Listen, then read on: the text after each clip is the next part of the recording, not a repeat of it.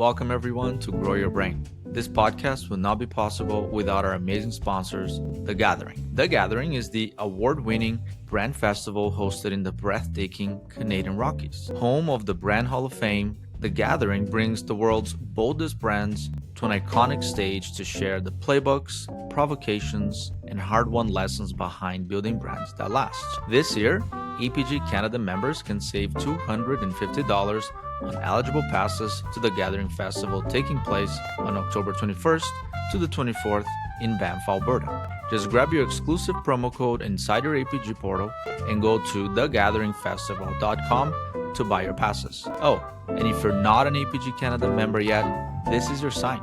Visit apgcanada.ca to join the largest strategist community in Canada. Now, let's get into the show. All right. I'm joined by Padmini Mangunta. Welcome to the show, Paddy. Thanks, Pedro. It's so nice to be here. Thanks for having me. A little bit of background for the folks who never heard of you. I know this is a Canadian podcast, although we've been having lots of American guests, but I think the community between strategists between Canada and America is getting closer and closer together. So tell us where you're located right now. Let's start with that maybe. Yeah, so I recently relocated to Durham, North Carolina. So before this, I was in New York. This always ends up being communicated in some introduction, but basically I have left New York 5 times as an adult. So I've left, gone somewhere else, come back, left, gone somewhere else, come back. And so this is my most recent of leavings. However, I did it so I could be closer to family. So hoping to really plant roots here now. Yeah. No, North Carolina is gorgeous. Just before we hopped in, really I was talking to you about Virginia and North Carolina. That whole east side of the U.S., I think, is just beautiful. Beautiful place. It's so beautiful. And so I was actually born and raised in Missouri, just really small town in, the quote unquote boot heel of Missouri, which is what locals have called it. Yeah. And, people talk about how Midwesterners have this friendliness, Midwestern nice, etc. Other Midwestern states claim that niceness too, and it's all true. I had always heard that Southern nice wasn't really nice, that it was maybe a little fake, but I'm here to say I don't think that's true. I have experienced warmth and just interactions and communities in such great ways since I've moved to North Carolina. And it just fills me with joy because, getting back to why we're here as strategists, I think that it's just so great to be able to interact with people and have new conversations, et cetera. And when that happens in such an open, welcoming way, it just gives me so much energy. That's lovely. I know that so Missouri is kind of like a place where the divide between Midwest and the South kind of lies, right? You guys are right on the edge. I think so. So I will confess that growing up, I would never have considered myself to be from the South. Never, ever. Midwest, I just assumed, it's like Missouri's in the middle of the country. We're Midwest. The Arch in St. Louis is called the gateway to the West, So it wasn't until I actually moved to New York after college and started meeting some friends who are from different Midwestern states that they were like, oh, we're from the Midwest, you're from the South. And it was a moment where, I felt like my identity was shaken. It's like, no, I'm a Midwesterner. Don't take that away from me. Yeah. It's funny. I have friends from Arkansas and Tennessee, and I've visited Arkansas before, and I know Arkansas is the South. I know that is South, but then you go to Kansas, it's no longer the South. And I'm okay, and then Missouri, and then the fact that Kansas City is in Missouri too. I mean, I'm just always so confused between those two states. I'm like, what's going on here? What happened? You're not the only one. I lived in Kansas City for a few years as an adult, and there was a point where I lived on the Kansas side of Kansas City, but I had bought a car in the Missouri side. And I don't know if I made this harder than it needed to be, but figuring out registering your car and who you owed taxes to, etc. I could not handle it. I was like, there has to be There has to be an easier way. There's gotta be. Yeah. I think in both of the big Missouri cities, they are both on borders, right? You have Yeah. Kansas City and then you have You just, St. yeah. Louis. Yeah. Wow. Fascinating. Okay. So, all right. So now that we get our geography, in order, Yes. North Carolina, New York, Missouri. For those who are wondering, I'm in Calgary, just north of Montana. So we're all over the place. Let's start a little bit with your background then, because I think this will help put the conversation around empathy a little bit into context. How did you end up in advertising and what's occupying your mind these days? So I would say that my career is perhaps best described as a constant side quest. So, especially in my 20s and my 30s, there just really wasn't a side quest that I wouldn't pursue if it piqued my interest. So after spending like basically my entire childhood thinking that I was going to become a lawyer, I went to college and within a year, I switched over to journalism. And I actually ended up doing magazine publishing for a few years right after college. So moved to New York, did that. And what I came to realize after a couple of years is really that what probably drew me to journalism was just this like curiosity about people's stories and, what made them tick, why were they doing certain stuff. And that is certainly a great place or that's certainly something that you get to practice in journalism, and great storytellers, etc., do that. However, I think that that was a point where we were also like, without dating myself too much, this was back when print was certainly the thing. Having a website was like kind of like maybe we need it, maybe we don't. And it kind of sparked this interest in me about, yes, there's storytelling and there's this curiosity, and I love that part of it. But I also am kind of thinking about the mechanics, about how we reach people and, what makes sense today and how do you meet people where they are? And to cut a very long kind of internal realization short, basically that sort of took me into more of the marketing lens. And at the time, what really got me interested was digital. And okay, so what can we use digital for, and how we can use it to, again, meet people where they are much quicker and easier and like influence them, etc. And so I ended up sort of pursuing digital marketing and learning, a couple of my different career paths was, diving into nonprofit work, but through the digital lens, the communications lens, doing more of like website comms, etc., introducing social media to organizations for the first time, all of that. So that was actually where I kind of really centered my 20s. And I actually ended up going to Asia for a while and living there. And I ended up working in digital communications and branding within the hospitality industry. So just a lot of exploration, but it always sort of came back to this idea of the audience and like, what are we trying to tell them? What are we trying to do for them, etc. And it wasn't until I returned from Asia that I actually worked at my first official kind of big agency, Interbrand, which is a branding agency. And so that was my first foray into actually what was my step into advertising. So I took kind of maybe an odd path. I love hearing people's stories about how they came into advertising, and the people who just come out of nowhere are fascinating. I think my path was it was like a little curvy, but it wasn't like out of nowhere. Yeah. Yeah. I find some people's paths into this world are very unusual. We actually had a guest. We had a guest here that basically was talking about how they recruited their first strategist, and her name is Claudia Aguirre. She's I listened to her episode. I loved yes, it. she's fantastic, right? And in Mexico City, and how she met, somebody that was interviewing someone in the street, and I think like nowadays we have advertising school and we have ways to bring people in, but I think some of that magic of the meandering path, gets missed nowadays, right? 100%.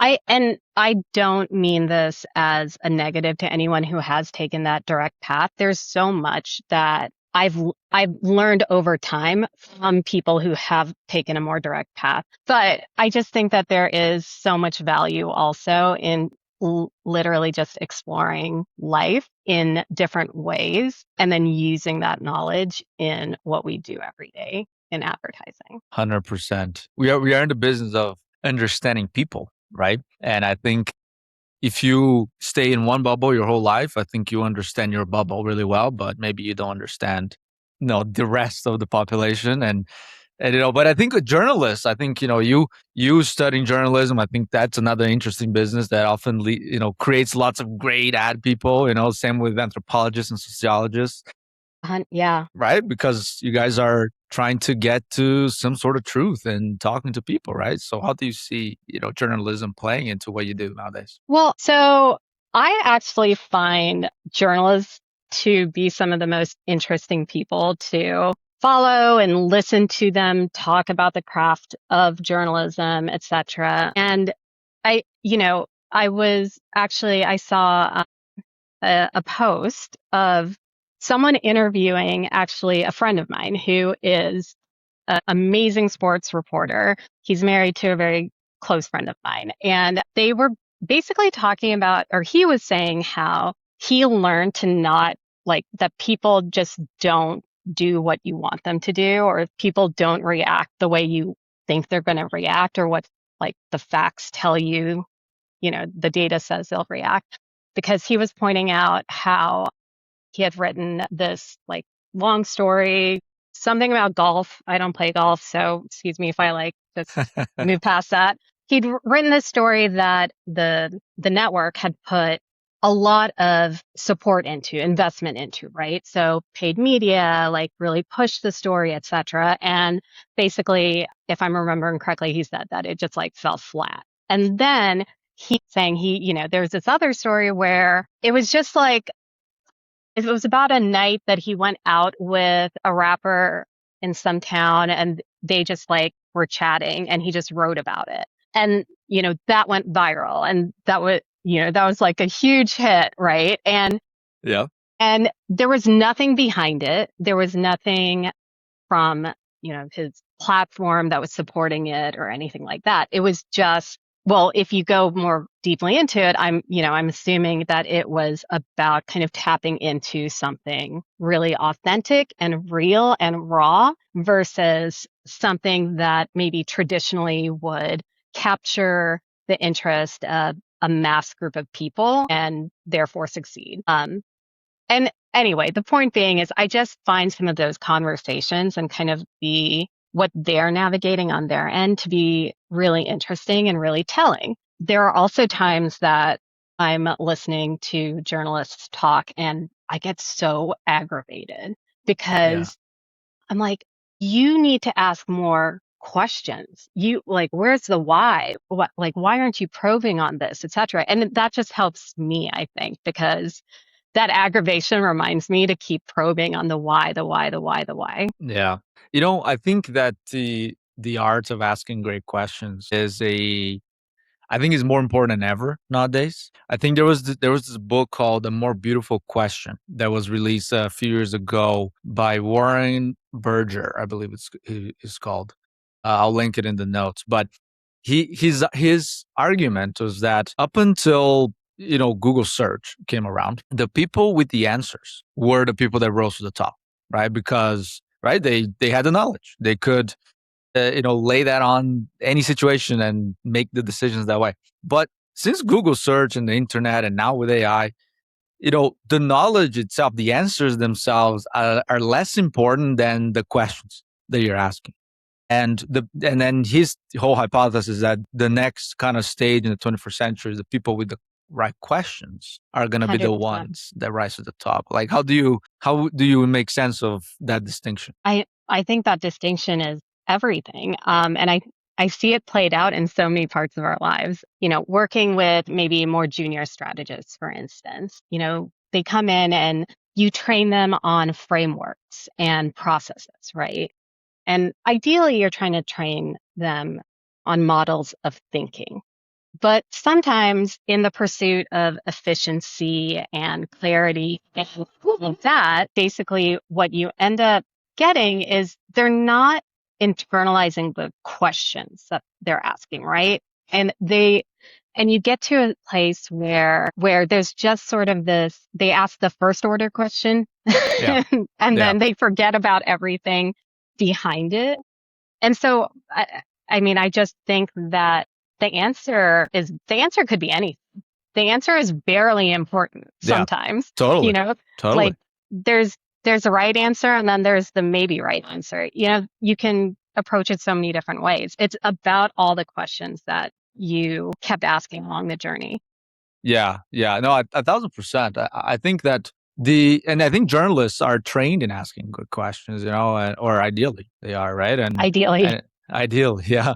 And I think strategists, like there's actually nobody's trained to be a strategist. Not, I think that's something that people is a profession they fall into. And that's the most common meandering path I've found. People fall into this, into this profession, but they quickly learn. They have to Yeah. figure out how to ask questions, right? Right. And there has to be a structure around the questions. And, I think that is also like anyone who has a curiosity about the world or has that meandering path, etc., could perhaps move into a career in strategy, but you have to train that muscle of the structure and the discipline of really making sense of all the different answers you're going to get. And, so that's where the meandering has to kind of be put aside and the discipline really comes. Yeah, yeah. I think so much of what we do is about making sense of all these desperate things that we kind of collect along the way, and we have to turn it into some sort of shape, right? By asking the right questions and then say, hey, like this is the brief, or this is the insight, or this is the angle, the truth that we've uncovered that hopefully gets to the heart of who is the customer, right? And I think,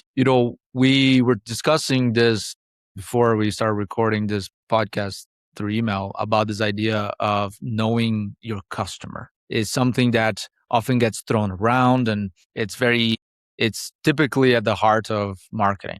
We are basically the representatives of the customer in an organization. What has this statement of, know thy customer has meant to you in your experience?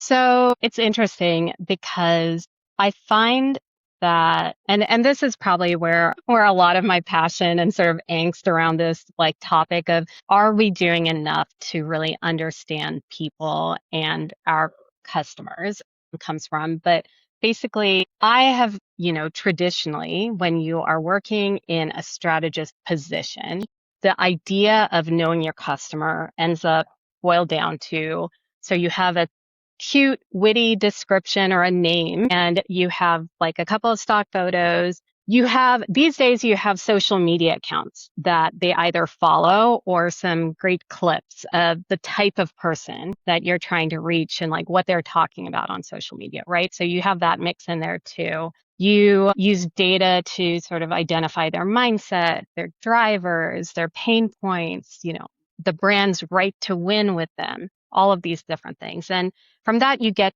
to basically your core audience and like your design target, some mix of those things. And obviously, there's a lot of work that goes into developing those personas. And I want to flat out say, I am not against any of it. I love research. I have so much respect for our research partners and people who have the ability to really dive into the quant and really get the data to help inform all the work that comes, right?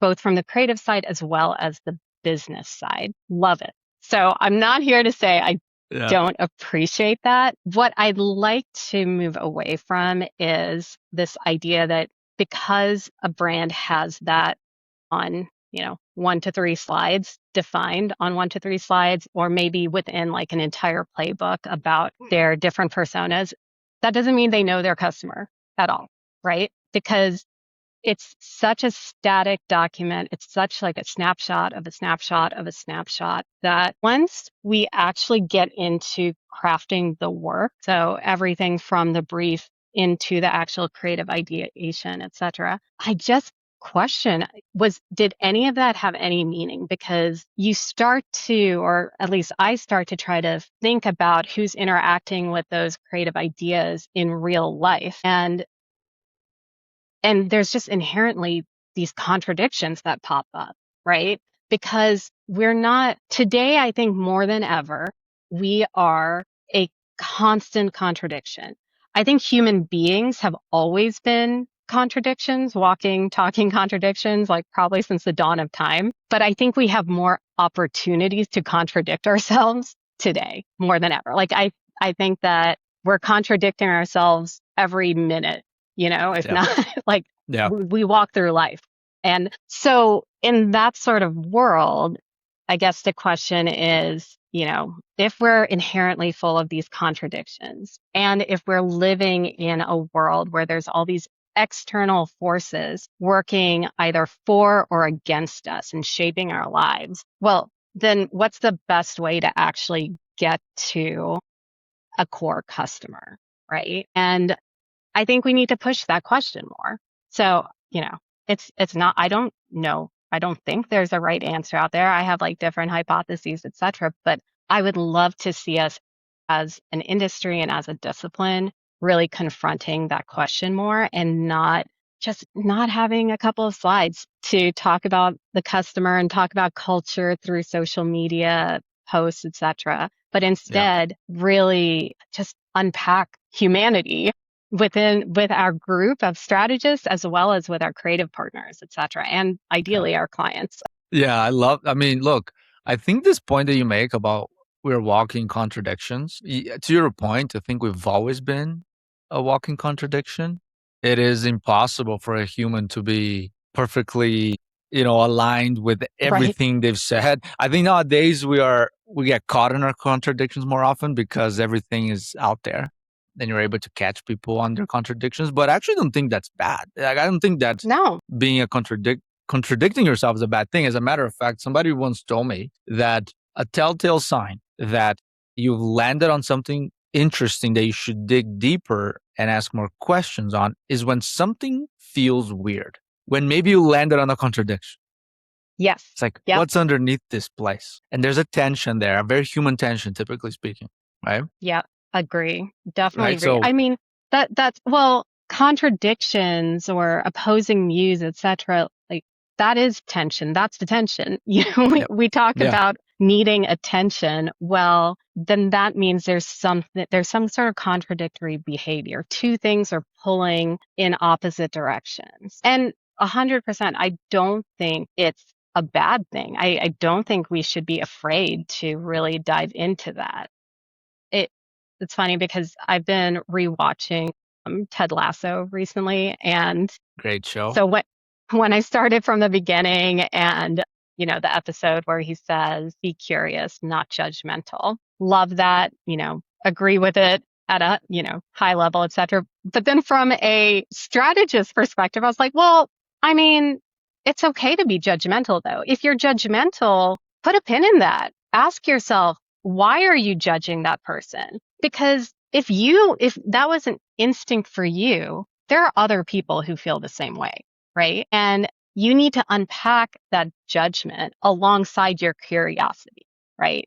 You need to unpack where that came from, because it does lead to greater understanding. And maybe you can use it in some way. Maybe it turns out to just be about naming a bias that you need to work against, or a bias that you personally need to put aside in your work. Maybe that's it, right?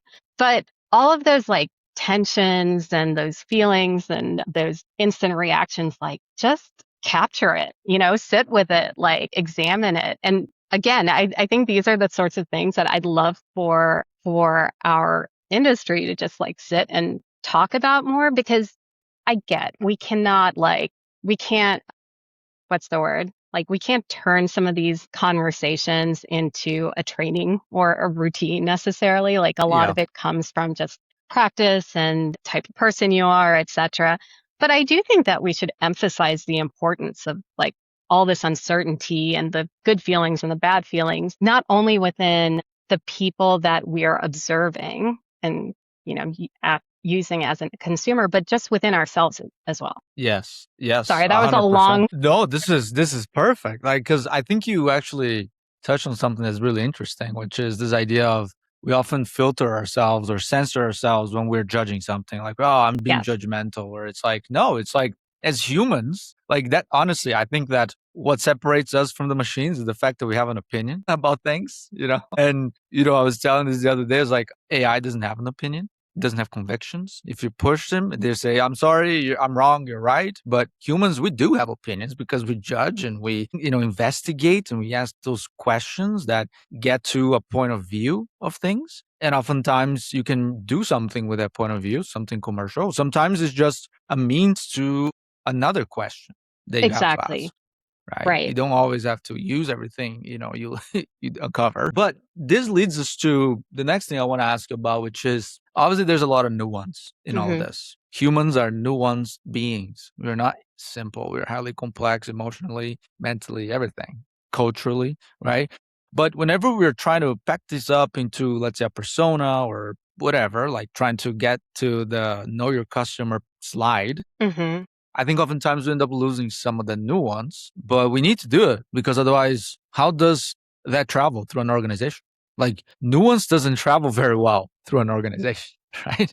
So how do you see this balancing act, between simplification and conveying, this nuance in human nature? Yeah, I mean, it's not only a great question. I think a lot of times it's the question, right? It's probably one of the biggest barriers that we have because at the end of our workday, we have a limited amount of time, and as do our clients, and we have to be smart and efficient and all those things. So I don't think there's a silver bullet, but I do think it's about recognizing that we have to navigate these situations and sort of take a minute to assess where you are in the decision making journey. So, for instance, I don't expect that we're going to ever want to get to a point where we're sending a novel on our audience over to the client and being like, ta-da, Yeah, like this is going like to a be such a Dostoevsky great novel. read.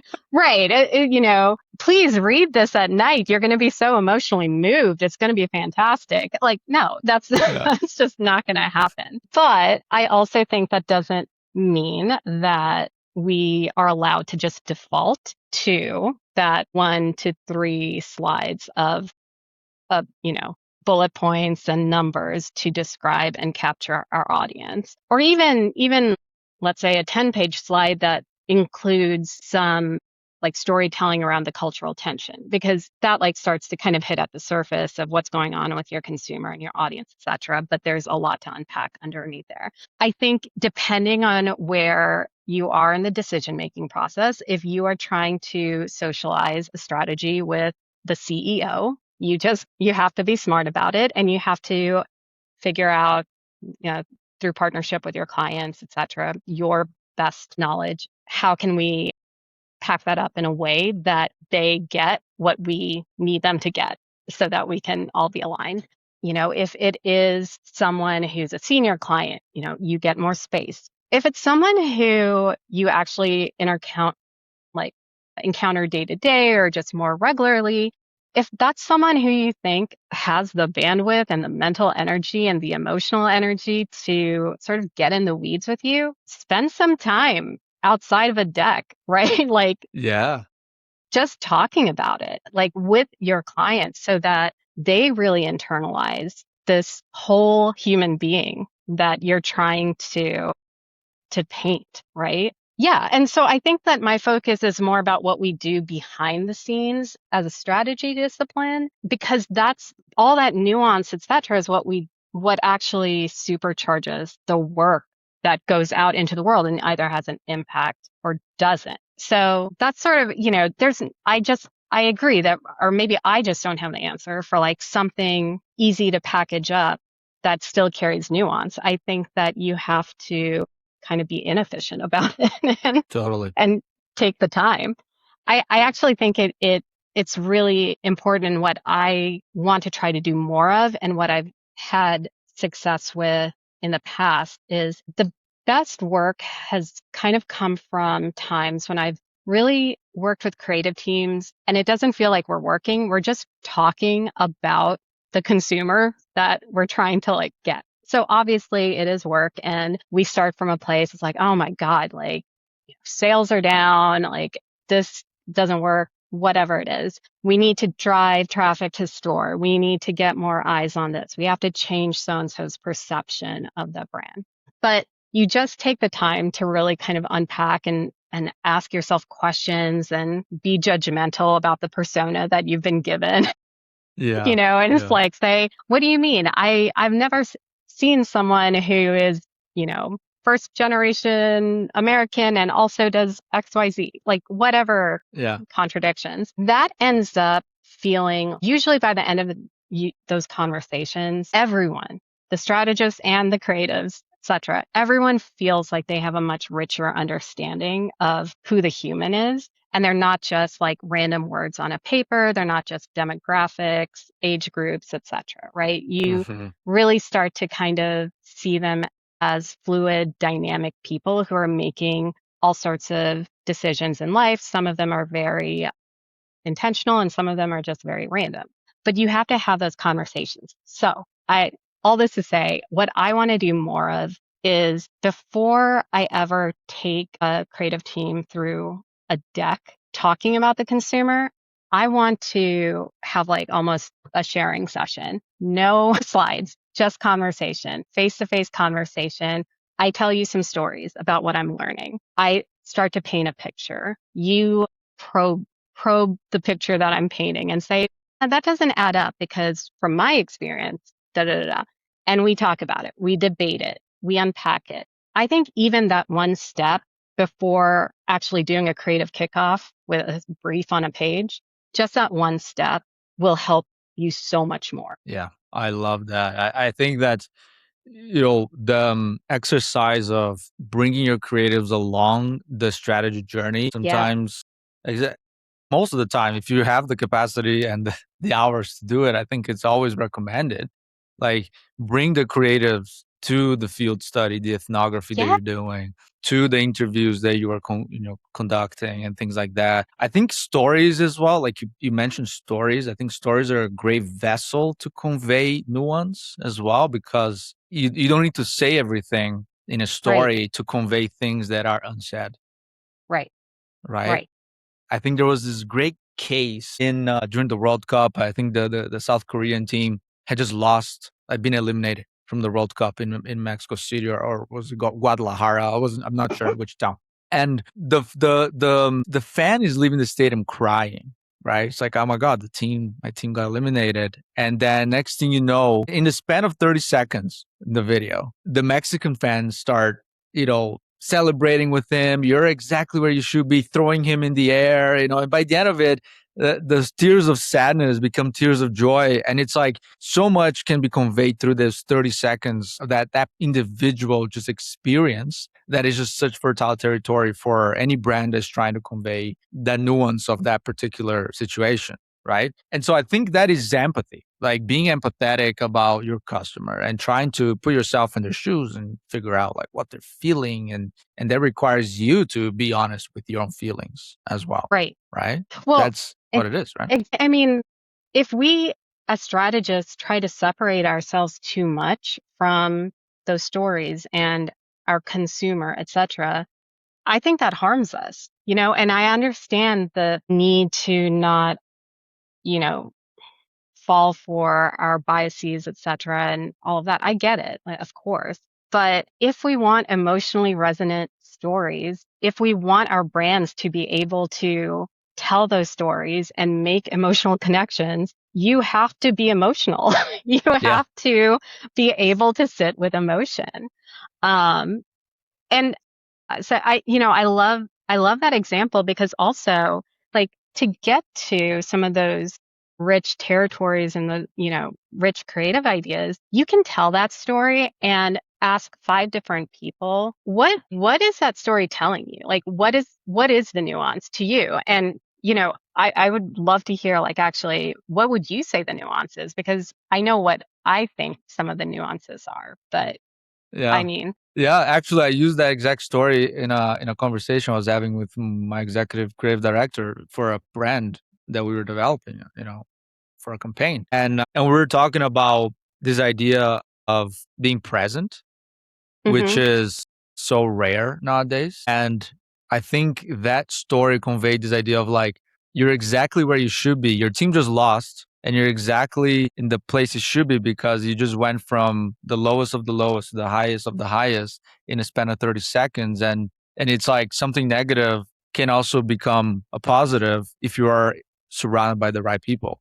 And so I think there's like an element of like, yeah, like, and that was like my interpretation of that story. He had a different interpretation, but that's what I'm saying. It's like that stories, we humans for millennia, we've been communicating through stories because they carry so much emotional nuance in them, right? exactly. And, there's also the impact of that story. So, because you said it was something that was like the video was captured on social media, right? And I'm assuming it got lots of attention. So, what that tells me also is that the people yearn for community. They yearn for this feeling, not just of being welcomed or like fun times, good times, but also a feeling that there's someone to support you and carry you when everything goes wrong, when you are grieving something, whether, that's the loss of someone or the loss of, something, your team losing, etc. Yeah. Yeah. That to me speaks to like a larger macro force, right? Because people resonated with that video. They were drawn to it. They reacted to it. And I think unpacking why they were drawn to it and unpacking the nuances of what's behind that story, all those things, you have to do that. You can't just write it off as like, oh, this is hashtag hope core. When we do that, then we are just undermining the the beauty of everything that we Yeah. have an opportunity to do. Yeah. And I think like so much of the work we do in strategy is about being honest and truthful about the human nature and trying to connect that to a brand, somehow so that the brand can play a role in that particular situation. But also I think that I think this has become more and more a skill that organizations try to teach people, like particularly the marketing department, which is hmm in charge with being the empathetic kind of lenses of the consumer. But like I don't think that it's something that it's easily taught because it's so varied by individual. Like I would have struggled to relate to that story of the South Korean fan crying in Mexico if I myself hadn't experienced something similar. hmm Or it doesn't even have to be related to the loss of a team, but the feeling of loss, period, right? And then going from a low point to a high point, and so I think that comes with personal experience, like lived experience. That's why I love the idea of like the meandering career trajectory, because you go and you experience all sorts of things, and when you are doing strategy, now you can pull and tap into all those different experiences you Right. collected in your life, right? But how do you think though, like, can organizations teach empathy? Like, is this something that is scalable, or do you think that there's an inherent like contradiction in that statement? Well, Yeah. let me back up a little bit because you were saying that you thought you would have had trouble empathizing with that example, with the soccer example, if you hadn't, had a similar experience. And I guess I kind of want to challenge that because whether you've lost someone to, in your life and your experience like emotional grief and turmoil, etc., or whether you're talking about your soccer team losing or your football team, etc., I think I would just be really surprised if someone could argue that they'd never felt a moment of deep loss or just any moment of loss that wouldn't have been made a little bit better or a lot better by having someone there to kind of put a hand on their shoulder, right? Mm-hmm. I would also say that if you don't have that deep loss experience, you have little moments in life that just add up. I'm the clumsiest person on the planet. I just, I walk into things, I trip, all the things. I can't tell you how many times I have, fallen over, just walked into a wall, done just the most stupid things. And sometimes I'm ignored by the people around me, like in New York, Yeah. 90% of the time, everyone will ignore you because like you don't You have time can to pay attention. you can drop that in But the middle of Fifth yeah, Avenue. People are just gonna walk around you. Yeah, okay, go. right. Yeah. But think of that one time or those 10 times that you make eye contact with someone after that happens. And it's like the stupidest, smallest thing. And it's like you make eye contact and that other person laughs with you or, just sort of like you both know that right? And I just would challenge that is a version of that's a slightly nuanced, different version of what was happening with that example that you Yeah. you described because it's a feeling of like internally you're like this is something I'm going through something right now, Yeah. and then there's a moment of connection with someone who just like is there for you, Yeah. right? Yeah. So it's not about deep loss, etc., but like if you can explore your own experiences with that lens, so you're not looking for like the exact parallel to the football team that I have like, I have cheered for since birth. Everyone in my family like is all in on them, etc. Just lost after this really amazing run. It doesn't have to be that explicit of a parallel. And I kind of feel silly even like saying this out loud because I'm like, well, duh, surely everyone knows that, right? I don't know if everyone does. I think sometimes we have to kind of like literally spell it out for people that like there's value in sort of these offshoot experiences. Just pull from them, pull from those moments. If you're looking for connection, pull from a moment of connection that you experience. So then what you're saying here is we all experience similar things growing up in one way or another. The human experience is varied, right? But I think how we feel things is our commonality. It's Yes. how we connect, right? Like, I mean, I was raised in Brazil and moved to Canada. You're in the United States, and we still can relate because of these points of commonality that are inherent in how we feel about things. And so I don't Yeah. have to have had experienced the exact same thing that you did to be able to empathize with your situation. I can simply touch into something tangential to it that brings that forward. Yeah, I think so. Like empathy is about feeling and about understanding, right? It's about those two things. So the feeling is what we're talking about here. I can pull from my experiences, as tangential as they may be, to help me feel for you. And then when it comes to understanding, well, that takes a little bit more legwork. So if we're talking about just a one-on-one conversation, that might mean asking questions, just really deeply listening to your story and what's going on with you, etc. When it comes to strategy, well, there's feeling because I'm going to say, okay, so we're talking about a consumer who, they feel like they should have accomplished more. They feel like they should have more money in their pocket, but instead they are like forced to actually look for cheaper brands, but they aspire to do this. I can pull from that and like, my experiences and think about that. But what I have to do is also go those extra steps to fill in the understanding because I'm not that person at the end of the day, right? Like I might belong to some mix of that group, but again, like I am my own person. I've had my privileges. I've had my experiences. I've had my, downsides of life, etc. I do have to take the time to delve into the understanding. And I think that's like the rigor part also, but you Yeah. need both. And whether it's the fact that empathy is sort of, genderized and like seen as kind of like soft and not like hard data, all of this stuff, it's just we talk about it. And, you mentioned in our email exchange that it's sort of become this buzzword and 100% agree with you. But I don't want us to let it become a buzzword because the feelings part of it, you just, if you don't have the ability to empathize, and you don't have the ability to say, no, I can kind of see where you're coming from. I can kind of see where that person might have made that decision. It's always going to feel flat. The work is always going to just feel like there's no resonance. Well, Patty, on that note, I think you've landed the plane for us. That is exactly it. We are translators. We're translating emotions into strategy. And if you're listening and you want to get more of Patty,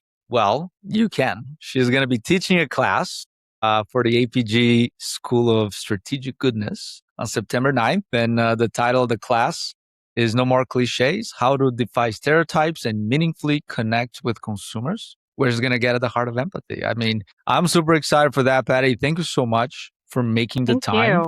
If people want to connect with you, engage with your work, where can they find you? Is that LinkedIn the best place? Yeah, so primarily LinkedIn.